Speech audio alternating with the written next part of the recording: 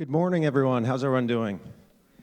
It's a beautiful morning, and I'd just like to thank you for giving me this opportunity. I'm incredibly proud of the role that I play with the board, even though I just joined. I've more broadly been involved with the community for about 10 years here in Burlington. And this morning, while I was thinking about what I'd talk about, and yes, there were weeks before this, I still came back to this one story that kind of encapsulated my growth here in Burlington. Over the years, I've had a lot of great opportunities. I've worked with wonderful organizations like City Market. I now work with 7th Generation. Back at my days at City Market, I held just about every job imaginable. And the great thing about that was, that is our community, right? 4,000 customers a day coming through the doors, and all different types, shapes, sizes. And so I learned a lot there. But I also had some hard lessons. And one of my hardest roles was in charge of safety and security. And so you can imagine that with 4,000 people a day coming through the doors, there were some challenging individuals as well. And my job was to protect the assets of the co-op. So that's you, the customers, it's the employees, and it's also the product. Shoplifting in Burlington is not an easy thing to understand. We're pretty homegrown here, yet it still happens. And what I liked about that job was it made things black and white. You steal, it's wrong. I help capture you, I call the police. Justice is served. Pretty straightforward, and honestly, an easy thing to lean onto. But as I grew, I realized there was a little bit more than black and white.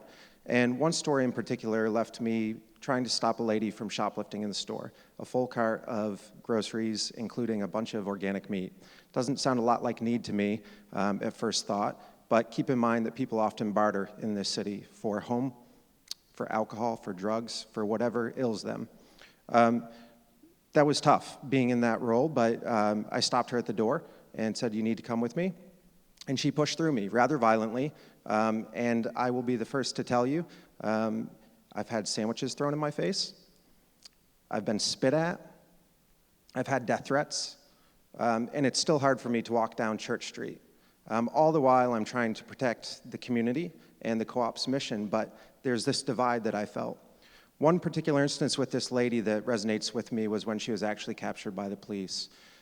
We followed her on Church Street, and the police officer decided to bring her to the ground because she was swinging at him.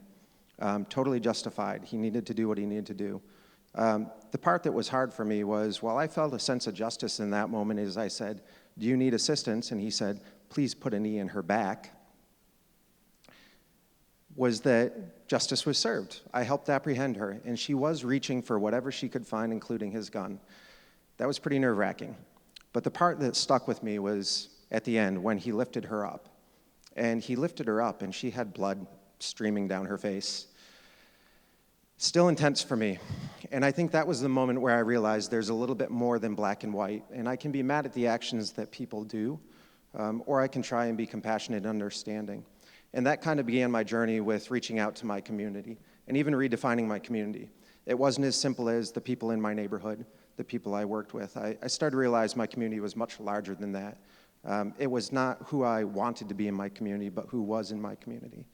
And so over the last 5 years, working at a new organization, I've had the opportunity to take time to volunteer, to outreach, and to really understand what the community looks like. And I'm humbled by that moment where I realized I was doing a good thing for society. I was stopping theft. I don't think any of us will sit here today and say theft is a good thing. But I peeled back the curtain a little bit more. And over the last 5 years, that journey for me has been, what is justice? And it's turned from being mad at the singular actions of a person and more to the systems that we live within and the society we live within. And my energy goes there today. It's why I'm on the stage today.